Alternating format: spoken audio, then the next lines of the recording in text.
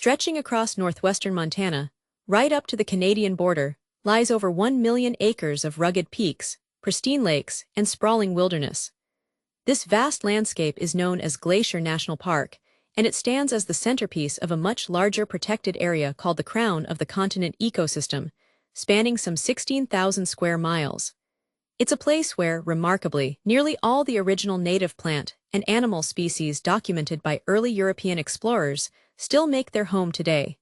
The park's dramatic scenery tells a story etched over billions of years. The mountains here began their formation a staggering 170 million years ago.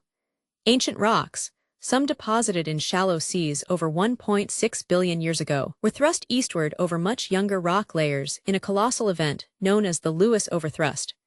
You can see compelling evidence of this displacement in places like Chief Mountain, an isolated peak that rises dramatically 2,500 feet above the eastern plains, showcasing older rocks resting atop newer ones.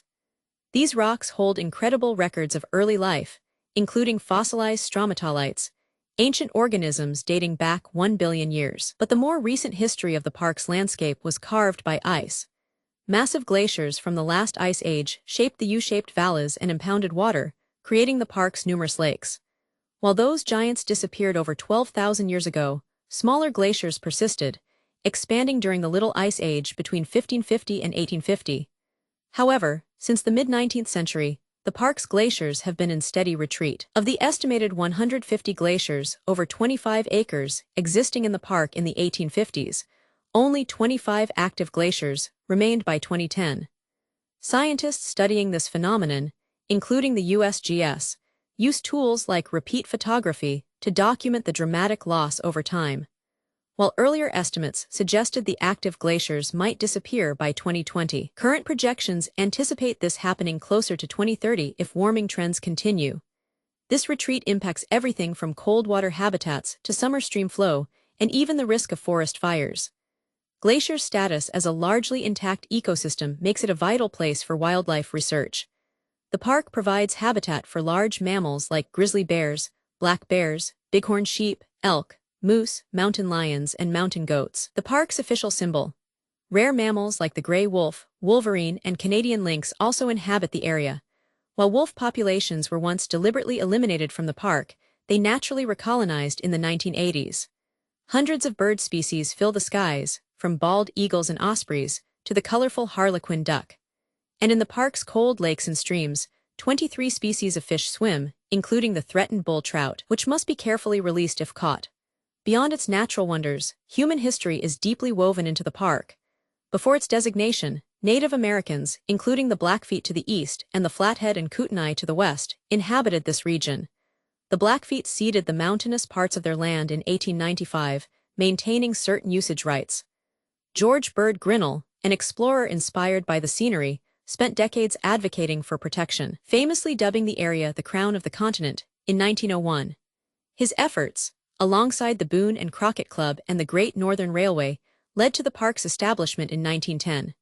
The Great Northern Railway played a pivotal role in opening the park to visitors. Under President Louis W. Hill, they built a series of hotels and chalets in the 1910s, often designed with Swiss architecture to promote the park as America's Switzerland. Structures like the Many Glacier Hotel and Lake McDonald Lodge welcomed early tourists.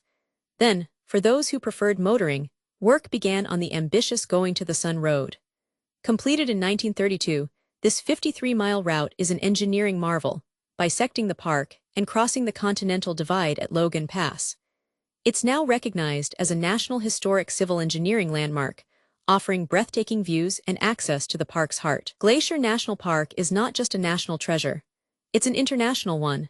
In 1932, it was twinned with Waterton Lakes National Park across the border in Canada to form the world's first international peace park. This collaborative spirit continued with both parks being designated UNESCO Biosphere Reserves in 1976 and World Heritage Sites in 1995. More recently, in 2017, they received Provisional Gold Tier designation as the Waterton Glacier International Dark Sky Park, recognizing the exceptional quality of the night sky in the region. Today, the park welcomes millions of visitors each year, many drawn to its extensive trail network, offering nearly 700 miles of hiking. While personal vehicles are common, A unique way to experience the park is aboard the historic red jammer buses, beautifully restored white motor company coaches from the 1930s. Drivers, known as jammers, navigate the winding roads, sharing insights about the park. On some of the larger lakes, historic wooden tour boats offer a scenic cruise across the water. Some of these boats have been operating since the 1920s and are now listed on the National Register of Historic Places. They connect visitors to chalets and trailheads just as they did a century ago.